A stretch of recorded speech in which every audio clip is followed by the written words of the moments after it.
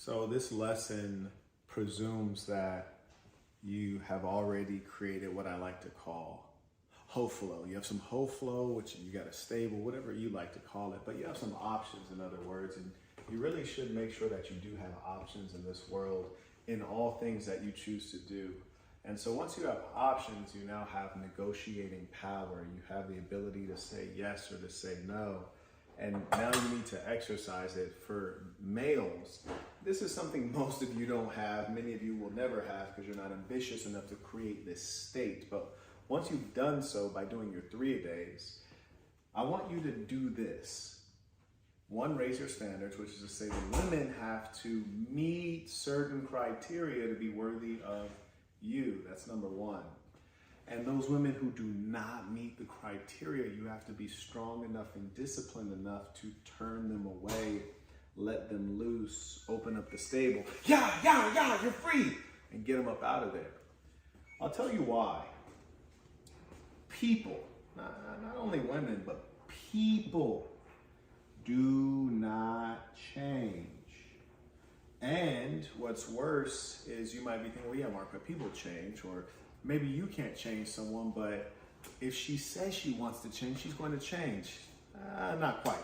She might even want to change. She might even try to change, but some things are stained. Sometimes people's souls are stained. Sometimes their hearts are forever broken, fragmented, never to be whole again.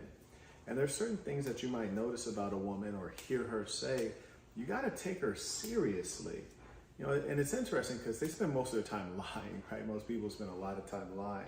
And so ironically, despite the lies, there's some things that they'll convey to you that you really have to respect. Not necessarily like respect in the way of giving her esteem, but take seriously. You see, like, I want to give you guys a little anecdote, if you don't mind. Because as I remind you, there are winners on earth and there are losers, and the losers will always find a way to lose. They self-sabotage, and the winners will always find a way to win, no matter what. That's what they do. It's their lifestyle. It's something they've practiced is winning. So they'll always find a way.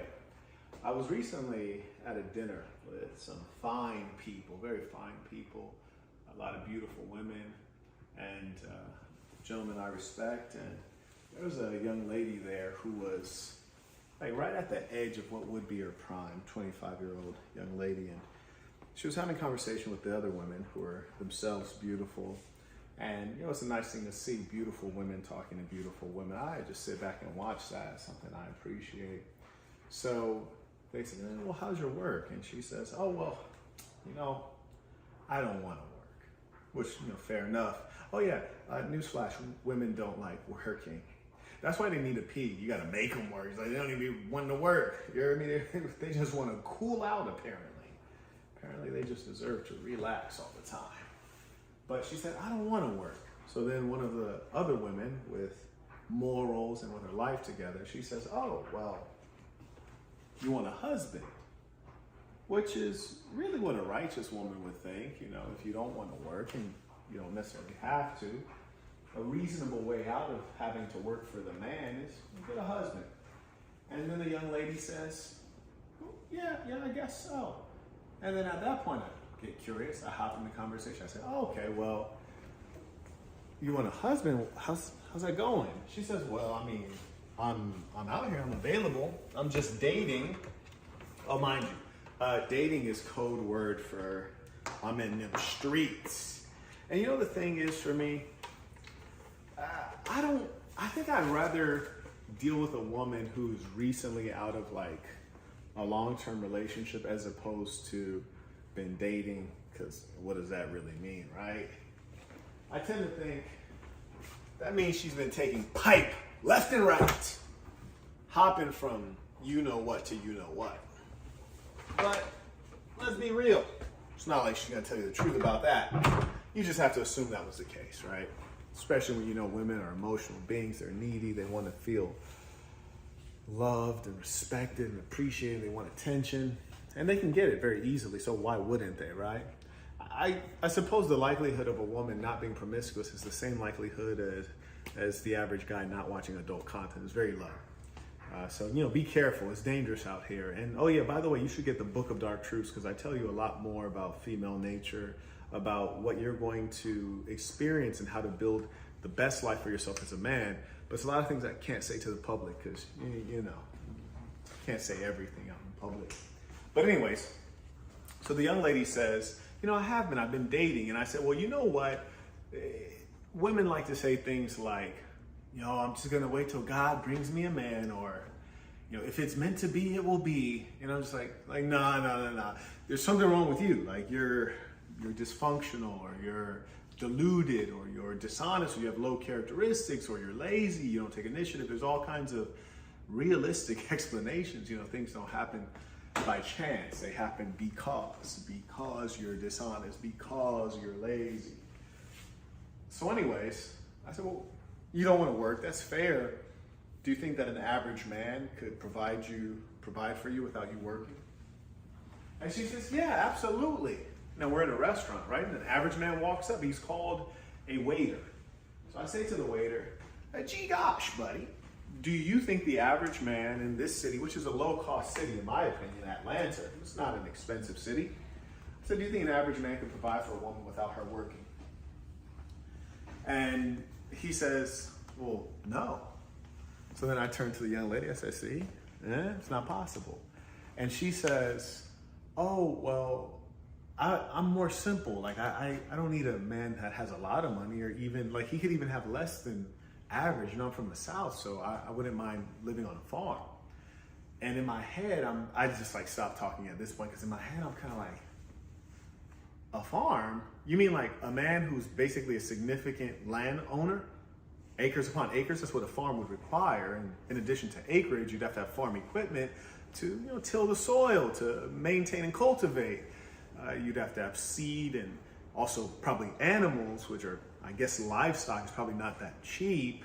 And also, how many young farmers do you know? I'm guessing, immature women, they tend to want to date guys that are their age or even younger in some cases when they're mentally ill, truly ill. So how many young men do you know are farmers? I mean, how many older men do you know are farmers? And more importantly, how can you be low income and a farmer? It's improbable. Land is not cheap. Farming equipment's not cheap. Livestock is not cheap. And then I said to her, okay, well, do you have any farming skills? Like, have you ever milked a cow, for example? Have you ever raised chickens or collected eggs? And she says, no, but I can learn.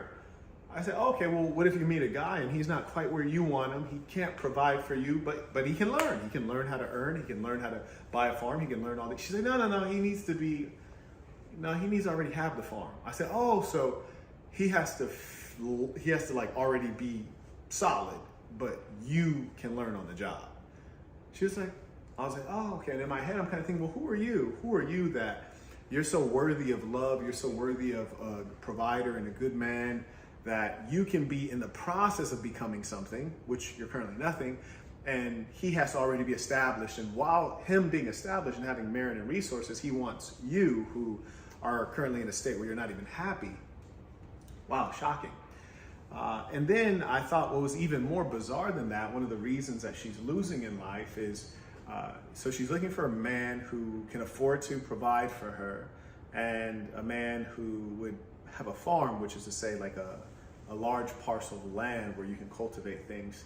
And obviously he'd have to be reasonably high income. And I thought this was quite ironic that I was literally sitting next to her and I'm closing on a home on a 62-acre parcel of land, and I'm obviously way higher than her income. This is one of the rare instances she'll be among someone who's a lot higher income than she is. And I was thinking, this is kind of like me being new in the tech field, and I'm talking to Mark Zuckerberg, and I'm telling Mark Zuckerberg casually at a dinner, just him and I, and said, Mark, man, I would give anything to meet someone who's been successful in tech, and they can mentor me, and maybe even has some money, and they can invest in me.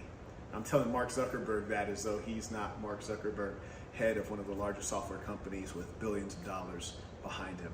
And I just thought, this is why this young lady will forever be in this situation. And you couldn't teach her anything. You couldn't convince her otherwise. If she said she was going to change, she's not going to change. If she said that she's changed her mind, nothing about her fundamental programming is going to change. So if you choose to deal with someone like her, you have to know you're taking her for who she is, and the foolish things you expect her to do, she's guaranteed to do. And the way you encounter her today, you're only going to experience that or worse, but in all likelihood, a little bit worse. I can guarantee that to you. So Book of Dark Truths, if you want to hear more about what the reality is and how you really need to go about selecting women in a Machiavellian sense and how you establish a proper life, check out the Book of Dark Truths. It's listed below. But share your comments, questions, thoughts below, and what you think of this story and this type of woman.